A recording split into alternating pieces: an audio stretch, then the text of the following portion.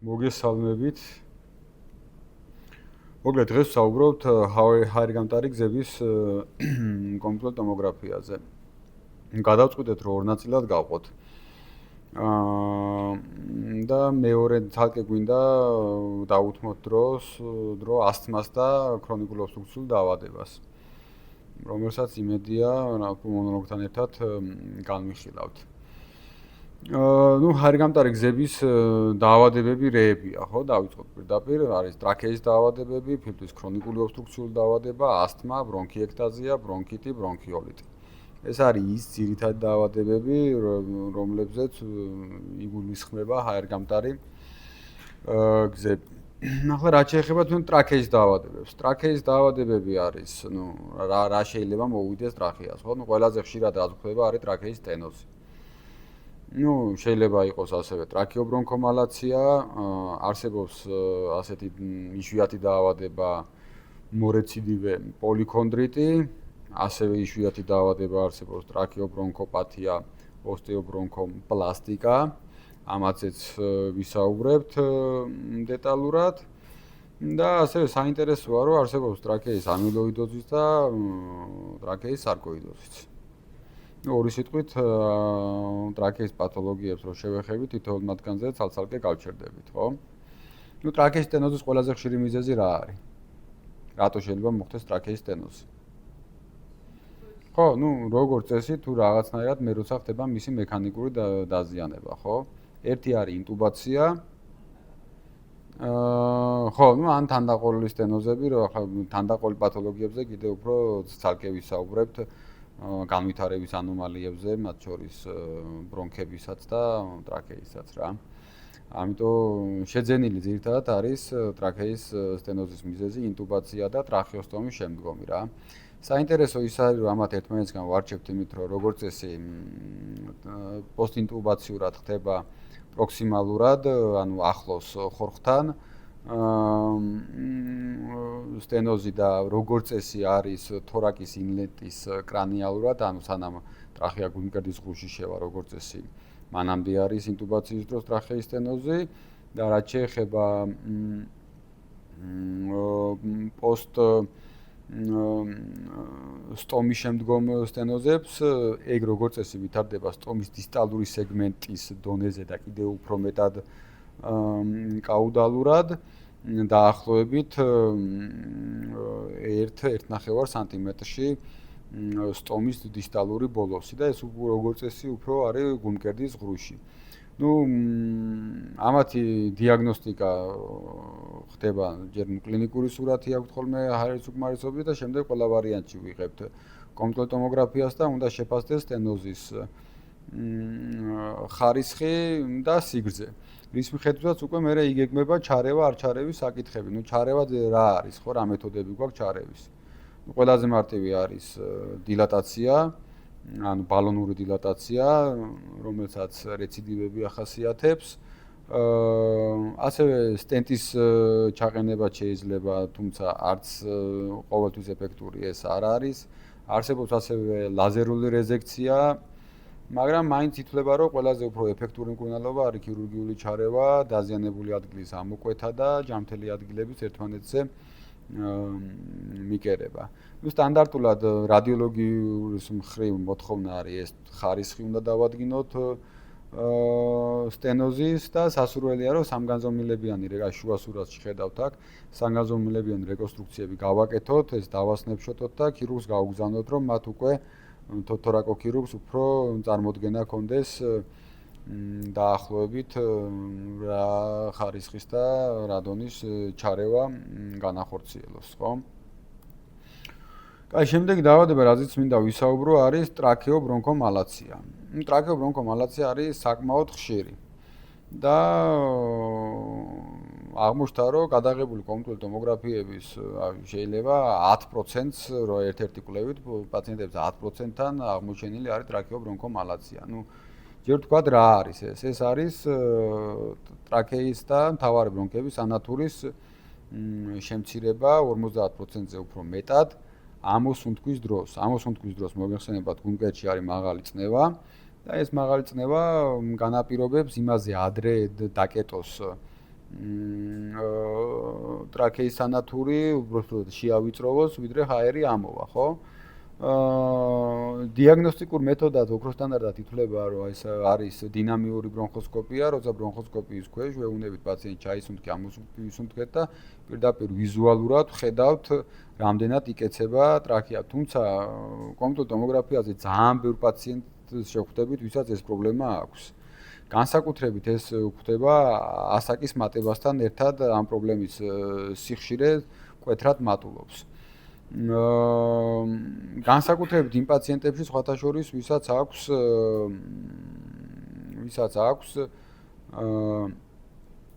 ქრონიკული ობსტრუქციული დაავადება მაგალითად, ვისაც აქვს გასტროეზოფაგიული რეფლუქსი.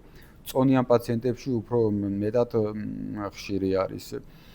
კატეს როგორც წესი სტანდარტულად ვიღებთ ჩვენ ჩასუნთქვის დროს, ჩასუნთქვის პიკზე და მაგ დროს შეიძლება ეს ვერ დავაფიქსიროთ, მაგრამ ზოგჯერ პაციენტს ვერ გებულობს როგორ უნდა ჩაისუნთქოს და ამოსუნთქულზე შეიძლება გადავიღოთ და ნახოთ მსგავსი პათოლოგიები რა. თორე სტანდარტულად თუ ჩვენ კატეთი გვინდა რომ დიაგნოსტიკა მოვახდინოთ და დავადგინოთ თუ რა უნდა გავაკეთოთ, თქვი და შევაფასოთ, უნდა გადავიღოთ ორი ფაზა, როგორც ჩასუნთქვის დროს, ასევე ამოსუნთქვის დროს, რომ ზუსტად შევაფასოთ, მაგრამ კიდევ ერთხელ ვიმეორებ, დიაგნოსტიკური ოქროს სტანდარტი არის დინამიური ბრონხოსკოპია, რომელიც პირდაპირ ვიზუალურად ამას ხედავს და გვეუბნება. თუმცა თუ ჩვენ ნახავთ, აი, აქ მეორე სურათზე კარგად ჩანს, აქსიალური ჭრილი არის, ნახევარ მთვარისებრი ტრაქეა. თუ ჩვენ მსგავს რამებს ხედავთ და 50%-ზე მეტად არის დაკეცილი ტრაქეა, მაშინ უნდა დაუწეროთ დიაგნოზი აუცილებლად უნდა აღნიშნოთ. რაც შეეხება მკურნალობას, მკურნალობა თავიდან ბოლომდე დამოკიდებული არის სიმპტომებზე, თუ რამდენად სიმპტომური არის პაციენტი და აქაც არის ორი ვარიანტი, ან სტენტირება, ან ქირურგიული ჩარევა. თუ სტენტირებას ასევე უფრო მოკლევადიანია, აქვს თავისი გართულებები, განსაკუთრებით ინფექცია და ითვლება, რომ ქირურგიული ჩარევა არის უკეთესი. თუმცა პაციენტის სელექცია ალბათ უნდა მოხდეს ძალიან სწორად, იმიტომ რომ ამ ოპერაციებს აქვს თავისი გართულება და დარწმუნებული უნდა ვიყოთ, რომ რეალურად ჭირდება პაციენტს ეს ჩარევა და ამას უკვე გადაწყვიტავს პულმონოლოგი და თორაკალური ქირურგი. ხო, შემდეგი დაავადება ისევ ტრაქეის ირგვლივ ვსაუბრობთ და რაზეც მინდა ვისაუბრო, უკვე უფრო იშვიათ დაავადებებზე გადავდივართ, ეს არის მორეციდივე პოლიქონდრიტი. ლალიკა რევმატოლოგი, ეს რევმატოლოგიური დაავადებაა, არ ვიცი, გაქვთ თუ არა ქალბატონო ლალი, თქვენ ეს მსგავსი პაციენტი ნანახი, რომ საკმაოდ იშვიათი არის, ეს არის აუტოიმუნური დაავადება. როდესაც აუტოიმუნური პროცესი, აუტოიმუნურად ზიანდება ხტილი. ხტილი ზიანდება ყურები, ზიანდება ცხვირი და ასევე შეიძლება დაზიანდეს ტრაქეის ხტილოვანი ნაწილიც. უფრო ეს ამ დაავადების გვიან სტადიაზე გვხდება ტრაქეის დაზიანება, შედარებით მანამდე უეჭველი ვიზუალური დეფორმული ცხვირი და ყური აქვს პაციენტს და ძალიან დამახასიათებელი და ძიმედ გამოიყურებიან, ყოველ შემთხვევაში სურათები რაც ნახე ამ მსგავსი პაციენტების არ არიან მსუბუქი და ტრაქეას აზიანებს, ხტილოვან ნაწილს აზიანებს და იწვევს ასევე ტრაქეის სტენოზს, მთავარი ბრონქების სტენოზს, შეიძლება პერიფერიული ფიბრიქსოვლის ატელექტაზი გამოიწვიოს, რეკურენტული ინფექციები გამოიწვიოს და მკურნალობა არის, რა თქმა უნდა, თვითონ ძირითადი დაავადების მკურნალობა და ამას მკურნალობენ როგორც NSAID-ებით, შეიძლება კოლხიცინით, უფრო მსუბუქ ფორმებში და მძიმე ფორმებში სტეროიდი და სხვა იმუნოსუპრესული თერაპია ჭირდებათ. ნუ რა თქმა უნდა, ამ დიაგნოზს ჩვენ კომპიუტერულ ტომოგრაფიით ვერ დავსვამთ, მაგრამ უნდა ვიცოდეთ აუცილებლად, რომ შეიძლება ამ დაავადების დროს სერიოზული შევიწროებები გქონდეს ტრაქეის და ბრონქების. ხო, ეს ძალიან საინტერესო დაავადებაა, ახალი, კიდე აბსოლუტურად იშვიათი, რომელიც ეს იმ დაავადებათა რიცხვში არის, რომელიც როგორც წესი მარტო წიგნში როცა გვხვდება და შეიძლება ძალიან იშვიათად ვნახოთ. ეს არის ტრაქეობრონქოპათია, ოსტეობრონქოპლასტიკა, ასეთი რთული სახელი აქვს. ამ დროს ხდება ტრაქეის ლორწოვანში ხო, რაღაც კალცინატების ჩალაგება. მიზეზი რა არის, არავინ არ იცის, ძირითადად რაღაც 50 წელს გადაშორებულ მამაკაცებში არის. უბრალოდ უნდა ვიცოდეთ ამის შესახებ, რომ რაღაც მსგავსი იშვიათი სურათი სხვა დროს პრაქტიკულად არსად არ შეგვხვდება, ხო, როცა ტრაქეის თვითონ ლორწოვანში ნახავთ კალციფიცირებულ ჩანართებს. ჰისტოლოგიურად, მორფოლოგიურად რო შეისწავლეს, აღმოჩნდა, რომ ეს არის ან ძვალი, ან ხრტილი, ან უბრალოდ აცელულარული ცილოვანი მატრიქსის მქონე რაღაც სტრუქტურა, რომელშიც ჩალაგებული არის უამრავი კალციუმი. და ხო, ამილოიდოზი, რა თქმა უნდა, ტრაქეის იზოლირებული ამილოიდოზი უკიდურესად იშვიათია, ისედაც იშვიათი დაავადება ამილოიდოზი, მოგეხსენებათ, ამ დროს ხდება ცილების ჩალაგება სხვადასხვა ორგანოში, რომლებიც დაშლას და გამოყოფას ორგანიზმიდან ვერ ხერხდება. სხვადასხვა და ამილოიდოზი ახლა დიდხანს არ გავჩერდები, ამაზე მე ცალკე ვისაუბრებთ. განსაკუთრებით საინტერესო არის გულის ამილოიდოზი და როცა გულის მაგნიტურეზონანსულ ტომოგრაფიაზე გვექნება საუბარი, უფრო დეტალურად ჩავშლით ამას. მაგრამ უნდა ვიცოდეთ, რომ შეიძლება ტრაქეაშიც და ენდობრონქულადაც ჩალაგდეს და გამოიწვიოს აქაც შევიწროებები სხვადასხვა ხარისხის და მკურნალობა აქაც არის სიმპტომური. და როგორც ამილოიდოზი, ასევე შეიძლება მოხდეს ტრაქეის სარკოიდოზი, ეს კიდევ უფრო მეტად იშვიათია. გამორიცხულია პრაქტიკულად, რომ სარკოიდოზი კონდეს პაციენტს და მარტო ტრაქეის სტენოზი გამოიწვიოს. და სხვაგან არსად არაფერი არ ხდებოდეს, არც ბლუდის ქსოვილში და არც შუა საყდრის ლიმფური კვანძები არ იყოს გადიდებული. როგორც წესი, ეს არის კომბინირებულად. კაი.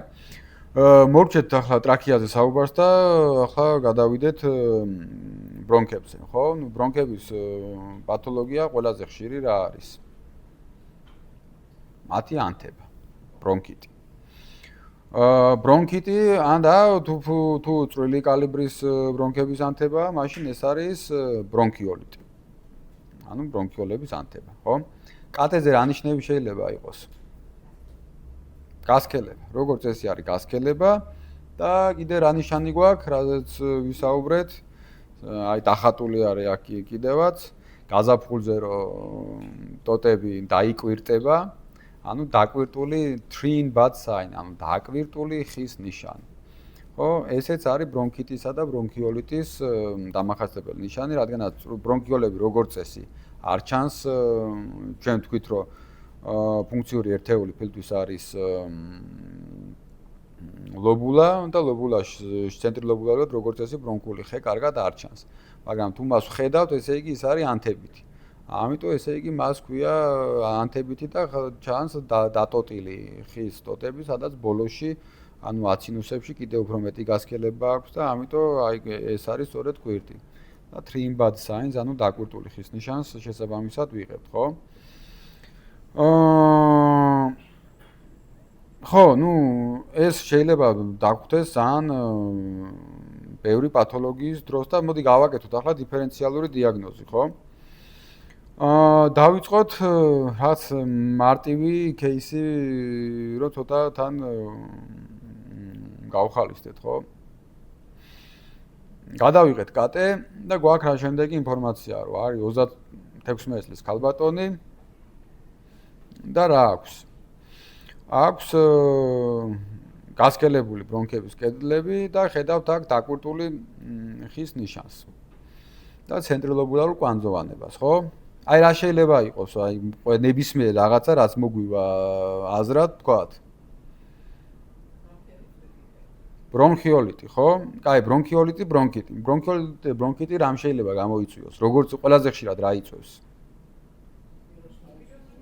ვირუსული ინფექციები. შემდეგ მეორე ხშირი მიზეზი ბაქტერიული ინფექციები. კი ბატონო, ინფექციური ბრონქიოლიტი, ვირუსული და ბაქტერიული. აი პირველი მოგვივიდა ეგ თავში. კაი, შემდეგი კიდე რა შეიძლება იყოს? აი რა დაავადებები იწვევს ენდობრონქიალურ ანთებას, თქვათ, რომელიც სტანდარტულ ვირუსებში შეიძლება დავარქვათ ამასაც ასევე ანთება, მაგრამ რაღაცა სტანდარტულად არ ვაწევრიანებ სტანდარტულ ვირუსულში და ბაქტერიულში. აი რა შეიძლება იყოს? ხო, შეიძლება იყოს ქრონიკული, მაგალითად ალერგიული ბრონქიტი ან ხო, კი ბატონო. კი ბატონო, შეიძლება იყოს ასთმაც ასევე და შეიძლება მსგავსი სურათი მივიღოთ ასთმით, რომ შეიძლება იყოს ასპირაციული ბრონქიოლიტი, ხო? ძალიან ხშირი არის ასპირაციის დროსაც ზიანდება. კი ბატონო, ასპირაციული ბრონქიოლიტი. ასევე შეიძლება იყოს ტუბერკულოზის ენდობრონქიალური გავრცელება. მასაც მსგავსი სურათი აქვს და ანუ ადრე ეძახდნენ მილიარულ ტუბერკულოზს დაახლოებით ასე გამოიყურება, როდესაც უცებ გავრცელდება ტუბერკულოზი ენდობრონქიალურად და ხდება მოთესვა ფილტვის დიდი უბნის. თუმცა აქაც თანაბარი არ არის და როგორც წესი არის ლაქოვანი რაღაც რომელიღაცა წილში უფრო მეტად, მაგრამ ეს მაინც არ არის თქვათ განმასხვავებელი ტუბერკულოზული ენდობრონქიოლიტს და თქვათ ჩვეულებრივ ვირუსულს და ბაქტერიულს ასე ადვილად ვერ განასხვავებ ერთმანეთისგან რა. ისევე როგორც ასპირაციულ ბრონქიოლიტს, ხო? აბა კიდე რა შეიძლება იყოს? ნუ ასთმა ვთქვით, ხო? ალერგიული ასპერგილოზი. ალერგიული ასპერგილოზი ასევე იწვევს მსგავს დაზიანებას და ალერგიულ ასპერგილოზზე კიდე მინდა რომ ცალკე შევჩერდეთ, იმიტომ რომ მას სხვა ნიშნებიც აქვს დამატებითი, რომლებიც უფრო განასხვავებს, აი ამ სურათს ვთქვათ რომ ნახავ, ხო, ალერგიულ ასპერგილოზს მართალი გითხრათ ყველაზე ნაკლებად ვიფიქრებთ რა. ასევე არსებობს ასეთი დაავადება ცისტური ფიბროზი, ცისტიკ ფიბროზის, ხო? რომელიც თანდაყოლილი დაავადებაა და ამასაც თქვათ დეტალურად აუცილებლად გავჩერდებით ამ დაავადებაზე რა. კიდე ხო. აი, კი ბატონო, კარგია რომ დავინახეთ სიმსივნე, მაგრამ აი რა სიმსივნე რა, როგორ, აი რა შეიძლება.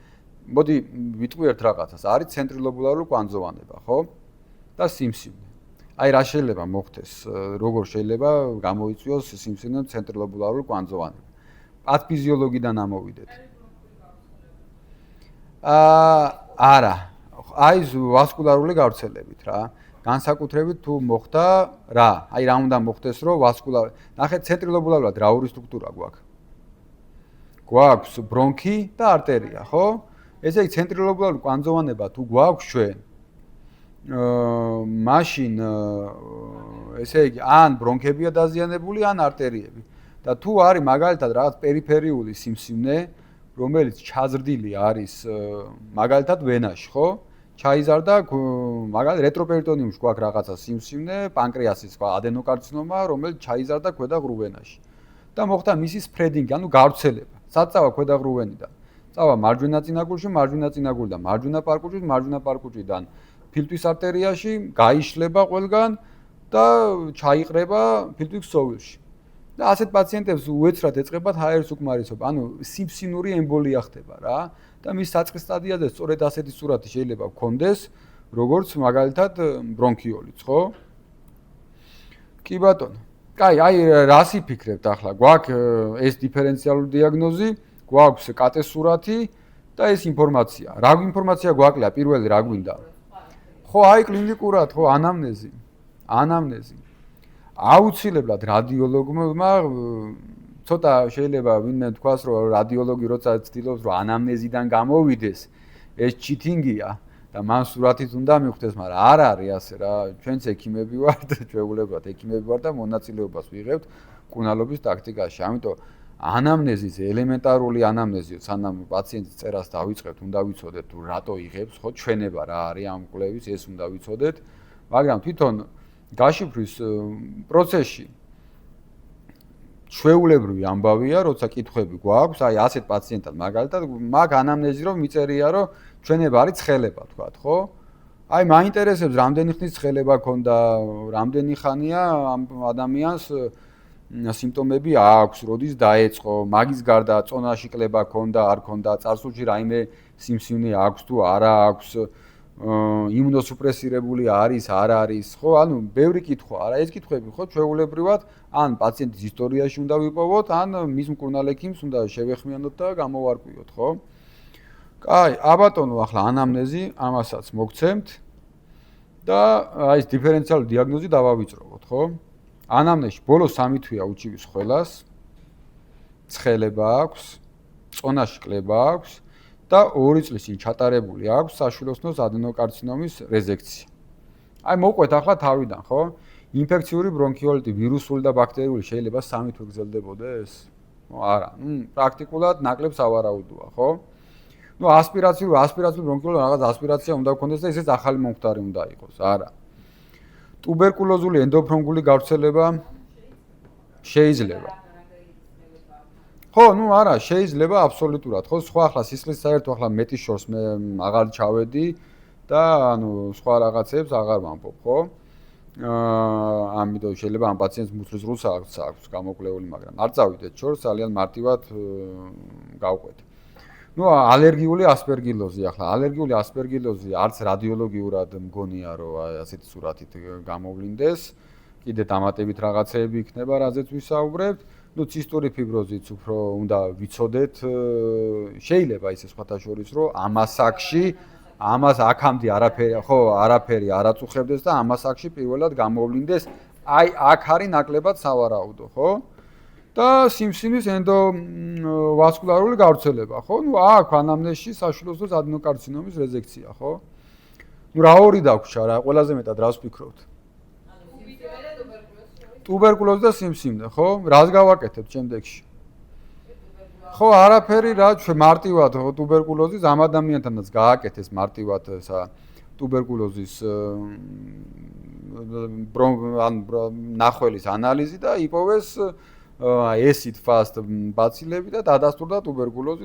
აქ არის ტუბერკულოზი და ძალიან საშიში დიაგნოზი, რომელსაც ალბათ მორჩენა არ ქონდა, ეს არის თუ ახლა წარმოგიდგენიათ ადენოკარცინომის გავრცელება რო იყოს აქ, ხო? საბედნიეროდ დაუდგინდა ამ ახალგაზრდა ქალბატონს ტუბერკულოზი და შესაბამისად მკურნალობაც ჩაუტარდა, ხო? ეს кейსის მიხედვით რაც გამოვიტანე აქ ჩამონათვალში, რასაც ვხედავთ, ხო, რეალურად ეს ჩამონათვალი არის ბრონქიტების მიზეზები. ამიტომ გავყვეთ ახლა ყველა ცალ-ცალკე, ხო, ინფექციური ბრონქიოლიტზე ახლა დიდხანს ვერ გავჩერდებით, უამრავი ვირუსი ვიცით რაც იწვევს ამას, ბაქტერიებიც ვიცით რაც იწვევს. მაინც მინდა გავჩერდე ისეთ დიაგნოზებზე, რომელსაც რადიოლოგიური მახასიათებლები აქვს, ხო? ამიტომ გავყვეთ. პირველი რაზეც მინდა ვისაუბრო, ეს არის ალერგიული ბრონქოპულმონარული ასპერგილოზი. ასპერგილოზი ფილტვებს აზიანებს სამნაირად აზიანებს რა, 3 დაავადება გვაქვს რეალურად და ასპერგილოზზე კიდე ცალკე აუცილებლად გავჩერდებით რა. ამ 3-დან ერთი არის ინვაზიური ასპერგილოზი, რომელიც ემართებათ მძიმე იმუნოსუპრესირებულებს, მეორე არის ასპერგილომა, ძალიან ისეთი ლამაზი და დამახასიათებელი რადიოლოგიური სურათი აქვს. ასპერგილომა როგორც წესი ხდება ასპერგილის ასე ვთქვათ, გამრავლება უკვე არსებულ ღრუებში, დაზიანებულ ღრუებში, ეს იქნება ცისტა, ბულა თუ რა ვიცი, რაიმე სხვა მიზეზით დარჩენილი რაიმე ღრუ და არა, იქვე ჩდება მისი კოლონიზაცია რა. ზოგადად ასპერგილასთან ხშირად აგვაქვს შეხება რა და ადამიანებს და როგორც წესი ჩვენ არ გვაავადებს რა. შეიძლება ალერგიულ ბრონქოპულმონარულ ასპერგილოზს, ხო, ეს არის დაავადება, რომელიც ძირითადად მიმდინარეობს ალერგიული რეაქციით ასპერგილის წინააღმდეგ რა. და ძირითადად ემართებათ პაციენტებს, ვისაც აქვს ასთმა. ასთმიან პაციენტებს ემართებათ, ხდება ზედ სუპერინფექცია, და დადება ინფექციის ამ ასპერგილით და ეს იწვევს ქრონიკულ ანთებას ბრონქების კედელში. ქრონიკულ ანთებას და ქრონიკულად მის დაზიანებას. ამიტომ ძალიან პრინციპული არის, როცა ასთმა გავწვავდება და შეიძლება გართულდეს ალერგიული ბრონქოპულმონარული ასპერგილოზის, მისი დროული დიაგნოსტიკა და შესაბამისი მკურნალობა, იმიტომ რომ ეს იწვევს ძალიან მნიშვნელოვან დაზიანებას ბრონქების რა და თავის დამახასიათებელი ნიშნები აქვს რა, რაღაცა საინტერესო სახელები ქვიათ რადიოლოგიურად რა. ძირითადად ბრონქიექტაზიებს იწვევს, ხო? ხედავთ აქ პირველ სურათზე, როგორ არის ჰიდუსიდან პერიფერიულად როგორ მიემართება დაზიანებული ბრონქიექტაზიებული ბრონქი და ამას ეძახიან რაღაც ლიანდაგის ნიშანს რა. როდესაც ორი ბრონქი პარალელურად მიდის ხილუსიდან და ეს შეიძლება იყოს ასპერგილოზის ალერგიული ასპერგილოზის დამახასიათებელი ნიშანი. კიდევ არსებობს რაღაც თითი ხელთათმანში ნიშანი, აი რომელსაც აი აქ ხედავთ, ეს არის უკვე არადრენირებული ნახველი და რომელიც დაგროვებული არის ბრონქის ანათურში და რაღაც მსგავსივე დაზიანება არის ასევე როდესაც ჩაჭედვა ხდება ნახველის ბრონქში და მისი ევაკუაცია იქიდან ვერ მოხდება არა ჰაერთ, არამედ ნახველის სავსე ბრონქები და ამას ეძახიან კბილის პასტის ნიშანს რა. ეს ნიშნები კარგი არის რომ ვიცოდეთ, იმიტომ რომ საინტერესო მე დასამახსოვრებლად რაღაცნაირად გიადვილებს რა. იცი რა ბრონქიოლიტის დროს როგორც წესი ბრონქიექტაზიულ დაზიანებებს ნაკლებად იწვევენ რა. ან ასპირაციის დროს ახლა ეს ნიშნები იყოს, ნაკლებ სავარაუდოა რა. არა. არა, ასპერგილომა სხვანაირად გამოიყურება და ანუ რო გავყვე უკვე ამიტომ მირჩევნია რომ როცა ფილტვის ინფექციურ დაავადებებზე ვისაუბრებთ, ასპერგილოს იქ აუცილებლად ცალკე შევეხებით და სამივე ფორმას გავარჩევთ რა. რადგანაც ახლა ბრონქებზე ვსაუბრობთ, დავრჩეთ ისევ ამ ბრონქებზე რა. და ცისტური ფიბროზი. ცისტური ფიბროზი არის გენეტიკური დაავადება, ეს არის აუტოსომური რეცესიული, როდესაც ხდება რაღაცა ტრანსმემბრანული ქლორის არხის დეფექტია რა და არ მუშაობს. არ მუშაობს და შესაბამისად იწვევს რას? იწვევს ვერ ხდება ადეკვატურად ლორწოვანის გათხიერება. ეს არ არის მარტო ბრონქების პრობლემა, ეს შეიძლება იყოს ასევე დაზიანდეს სხვადასხვა ორგანოთა სისტემა რა. ბრონქების შემთხვევაში ვერ ათხიერებს ნახველს, ამიტომ მათი ევაკუაცია ვერ ხერხდება და აქედან გამომდინარე იწვევს ბრონქების დაზიანებას. და ხდება როგორც ქრონიკული ბრონქიტი, ძალიან დამახასიათებელი არის, თავიდან იწყება დაავადების პროგრესირებასთან ერთად იცვლება რადიოლოგიური სურათიც. თავიდან იწყება ჩვეულებრივი, ანუ ბრონქიოლიტის სურათი გვაქვს, ტრიიმბაცაინი და გასკელებული ბრონქები. მერე ამ ხშირი რეკურენტული ანთებები, რადგანაც ემართებათ, ნელ-ნელა ზიანდება ბრონქების ანათური და ყალიბდება ბრონქიექტაზიებად და ჯერ თავიდან ცილინდრულ ბრონქიექტაზიებად და მერე ცისტურ ბრონქიექტაზიებად რა.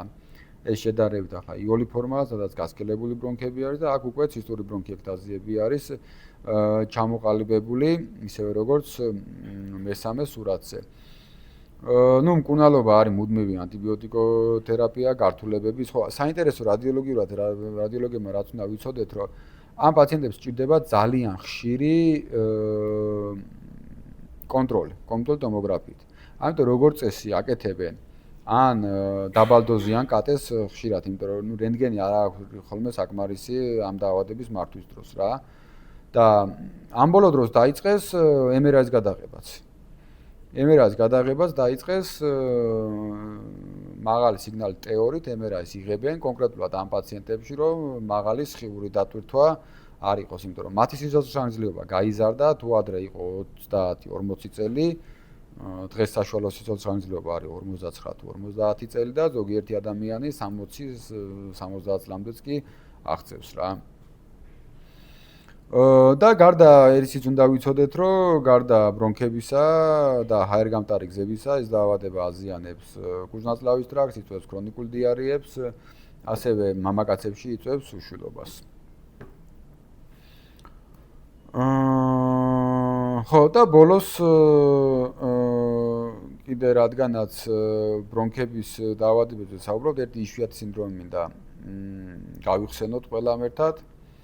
ეს არის კართაგენერის სინდრომი. გახსოვთ ვინმეს? ხო, ეს კარგი დასამახსოვრებელი არის. ну, არაფერი საერთო არ აქვს კართაგენთან, რომელსაც ებრძოდა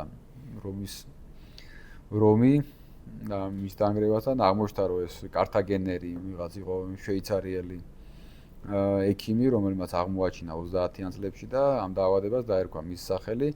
არის სიტუს ინვერსუსი, ანუ ორგანოების სარკისებური განლაგება და აი მასთან ახლავს რაღაც ცილა არის, ცილა დინეინი, რომელიც იწვევს, რომელიც არის ერთ-ერთი მექანიზმი სილიების როტაციას განაპირობებს რა. შესაბამისად ეს სილიები, რომელიც ჩვენ ორგანიზმში გვაქვს, გვჭირდება იმისათვის, რომ ნახველის ევაკუაცია მოხდეს და ვერ ხერხდება. ამიტომ ეს დაავადებაც რთულდება ბრონქიტებით და ბრონქიექტაზიებით რა, რეკურენტული ანთებებით. ამიტომ თუ ნახეთ სიტუს ინვერსუსი და თან ხო და სინუსიტებიც ახასიათებს კი ბატონო. თუ ნახეთ სარკისებური განლაგება ყველა ორგანოსი და პლუს ამას ბრონქიექტაზიები ან ბრონქიოლიტი თამამად შეგიძლიათ სავარაუდო დიაგნოზად დაწეროთ კარტაგენერის სინდრომი. აი ესეთია რა. ძალიან გამოგაჩენთ კოლეგების თვალში. და აქვე მინდა რომ ვისაუბროთ ბრონქიექტაზიებზე, რა თქმა უნდა ბრონქიექტაზია რაღაც ცალკე ასეთ დაავადება არ არსებობს და არ არის. ბრონქიექტაზია არის დილატირებული, რეკურენტული ანთებების ფონზე დილატირებული ბრონქები, რაც შედეგი არის ბრონქის კედლების დაზიანების, ამიტომ ის კარგავს ფორმას და ასევე ხშირი დაზიანების შემთხვევაში პერიბრონქულად ხდება ფიბროზული ქსოვილის ჩამოყალიბება, რომელიც ასევე იწვევს თქვათ ბრონქების დილატაციას რა. სტანდარტულად როდის დავარქვათ ბრონქიექტაზია? სტანდარტულად ხო ბრონქი და არტერია ერთმანეთის პარალელურად მიდის ფილტვის ქსოვილში. არ აქვს მნიშვნელობა როგორი კალიბრის იქნება. და როგორც წესი არტერია უფრო დიდი დიამეტრის არის ვიდრე ბრონქის. თუ ბრონქის ანათურმა გადააჭარბა არტერიას, ხო, მაშინ უკვე შეგვიძლია ვიფიქროთ, ანუ ეს თანაფარდობა თუ არის 1-ზე მეტი, აი შეიძლება ვიფიქროთ, რომ ამ ადამიანს აქვს ბრონქიექტაზია. ან კიდევ თუ ჩვენ ბრონქის სანათურს ვხედავთ პლევრიდან დაშორებით 1 სანტიმეტრი სიღრმეში, იქ ვეღარ უნდა ვხედავდეთ რა და თუ ვხედავთ, რომ იქ ბრონქია, ესე იგი დილატირებულია უკვე და უკვე შეგვიძლია რომ ბრონქიექტაზია დავარქვათ რა. და რაც შეეხება თანაფარდობას, როდის დავარქვათ და როდის არა, რადგანაც კი, ნუ 1-ზე მეტი ითვლება რომ უკვე პათოლოგიაა, მაგრამ ზოგჯერ ნორმაში შეიძლება მოხდეს ბრონქების დილატაცია უფრო ცოტათი უფრო მეტად ვიდრე არტერიის დიამეტრია და ამიტომ ითვლება აღებული გვაქვს მაინც 1.5. თუ 1.5 ჯერ უფრო დიდი არის ბრონქის ანათური მიმდებარე ფილტვის არტერიის სანათურზე, მაშინ ჩვენ ამას ვეძახით უკვე ბრონქიექტაზიას.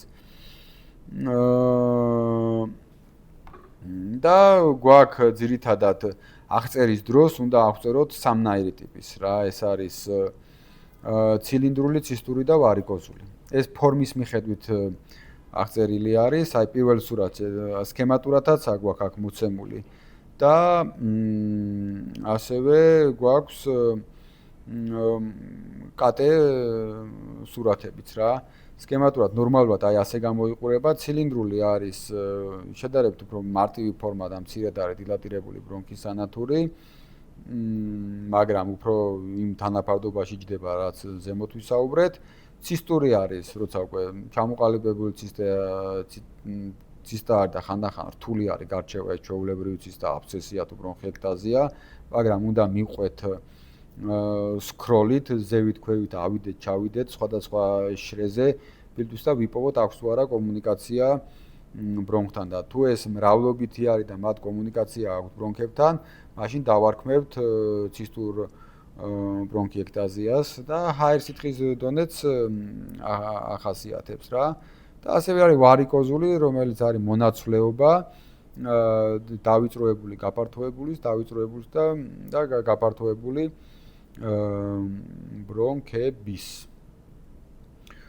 ნუ მოკლედ ანუ სასუნთქი გზების დაავადებაზე პრაქტიკულად რაც გვინდოდა ამ ეტაპზე უკვე ყველაფერი ვთქვით. შემდეგ ჯერზე ვისაუბრებთ ცალკე მარტო ფილტვის ქრონიკულ ობსტრუქციულ დაავადებაზე, COPD-ზე, მის გართულებებზე და ასევე ასთმაზე და მის გართულებებზე. დიდი მადლობა ყურადღებისთვის.